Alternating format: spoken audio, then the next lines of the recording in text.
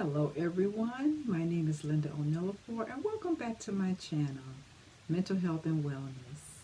Okay, so today I'm going to be doing part 2 of the video that I did last time, and I'm going to be talking about celebrities who have experienced depression at some point in their careers.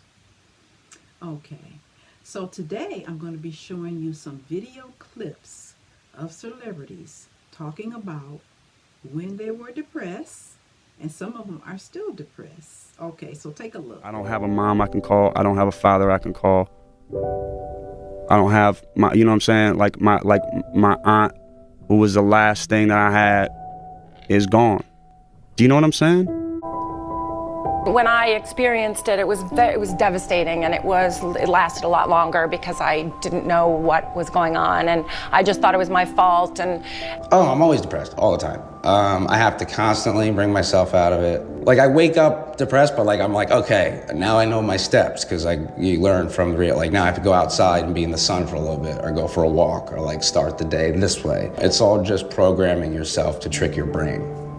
When I put out my second record, I started to notice those feelings, kind of creeping back in slowly and then all at once. And I said to some of the people around me, I said, it's not that bad right now, but I can recognize that if I don't act on it, it will become that way. I was completely suicidal, didn't want to live anymore.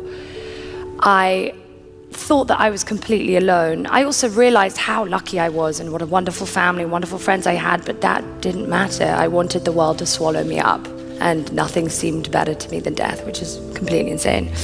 I was in Berlin and I was alone in my hotel, and I remember there was a window right there, and I remember crying because I was thinking about how the way that I was gonna die was I was gonna do it. I had bought into the not uncommon notion that when I taste success, when I get over there, then I'll be happy. But the strangest thing happened. As the show got more successful, I got more depressed. I mean, we all carry, I think, great pains, great regrets. We've all experienced loss. We've all experienced great loneliness at times. I have literally been at the lowest point that a human being could be. I have literally wanted to and attempted to take my own life. I wanted to not be here anymore. And I have millions of followers, and I have all the streams, I got whatever. It doesn't solve your problems. It does not make things go away. And if you struggle in any type of way, it's only going to amplify it. And it's only going to put a magnifying glass over everything. Now, do you think you've beaten it? No, Larry. It's always there. You've beaten it. Yeah, I kicked it. No, I'm fine. I think it's important for us to have conversations about, open conversations about mental health, especially with me being Black, because we never had therapists in the Black community. I was very young when the first time it hit me, and I didn't know what was happening. It feels like you're terribly homesick, but you're home. So there's no way to satiate it. But I feel like the way that I have money kind of took away a lot of my happiness. You're sleeping till 4 o'clock in the afternoon. Something's not right. You need to see somebody. You're not well. And, for me, it was I'll be fine. It's stiff upper lip, kind of Midwestern, don't worry about it, I'm fine. He's not fine. This is not fine. Many people find themselves in this situation, and these kind of, my family, we've all been through a difficult time. And it's not, my focus is my children, our children, and it is, and my focus is finding this way through. And then depression is different. My version of it feels very restricted, like if you're trying to put on a latex glove that's way too small for your hand. Also, it sort of coincides with this feeling of not being excited about anything. I get depressed. Take antidepressants. They're very helpful for me. I've taken them since I was 26 years old. This, I'm telling you, is you get on an elevator and the bottom drops out. And you can't stand looking at the sunlight. You can't wait to get back in bed at night. You're shaking, you're shivering. And I went through this for about 6 months. You know, I have suffered seems such a dramatic word, but I have depression, you know, and I didn't understand fully what was happening to me or what was going on. And I am the least happy I've ever been in my life. I'm closest to not wanting to be alive ever as I've ever been. And I have every single thing on paper that I wanted. I struggle with depression and anxiety. I noticed the mood swings, like, you know, one day I'd be up and the next day I'd be down, feeling like I don't want to go out in public, almost agoraphobic, like, too much to deal with, feeling really awkward in my skin, feeling out of sorts, you know, and just down, like Debbie Downer, like a dark cloud. People were wondering, like, you know, like, well, how could you be sad when all of these opportunities come to you? And, you know, really it's like, the fact that you're overstimulated, it's like you have so much of these things, but they really don't equal out to emotional support. I think Jim Carrey said it, he was like, I wish everyone in the world could experience what it's like to be rich and famous just so you can realize that it means nothing.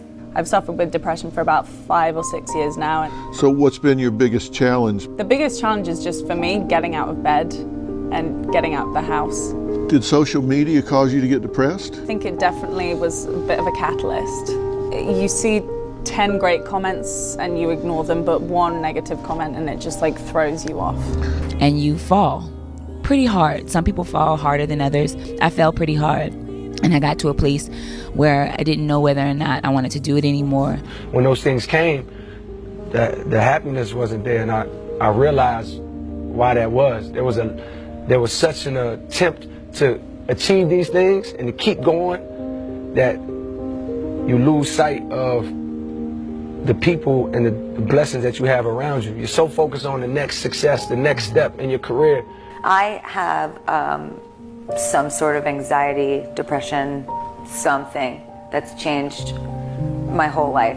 I take antidepressant medication for it. I have tried to get off of it. My doctor always tells me not to, that it's not safe for me to. Whenever I've tried to, I've gotten very neurotic, manic, sick. Okay, now after watching that video, I know you were probably surprised about some of the faces that you saw. But like I said before, depression does not discriminate. Life happens to everyone. Okay, so, you know, there's a lot of things that can cause depression. I'm just going to kind of go over a few.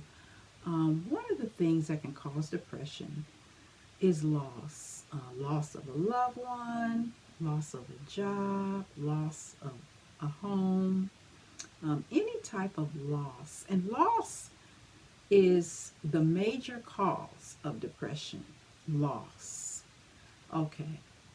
Now, what about things like genetics? You know, sometimes if we had one parent that is depressed, it's very possible that the child can automatically be depressed. It's like a 50% chance that children can inherit being depressed from a parent. Okay. What about moving to a different state? Or getting a dream job that you thought was a dream job. So let's just say you got a new job and you got to move to a different state or a different city, and then you find out that the job isn't what they told you it was going to be, and you know, you just don't like it. That can cause a depression. Another thing too that can cause depression is relationship problems. That any kind of relationship problems, you know, whether it's a divorce or separation, you know, all of that can cause depression. Now, what about your diet? You know, are you eating right? Are you getting enough sleep? Are you drinking enough water? All of those things can cause depression. Okay, so there's a million things that can cause depression. But the most important thing is to own it and to figure out, what are you depressed about? Because some people are depressed and they don't even know that they're depressed. You know, sometimes somebody else has to point it out to them that they're depressed.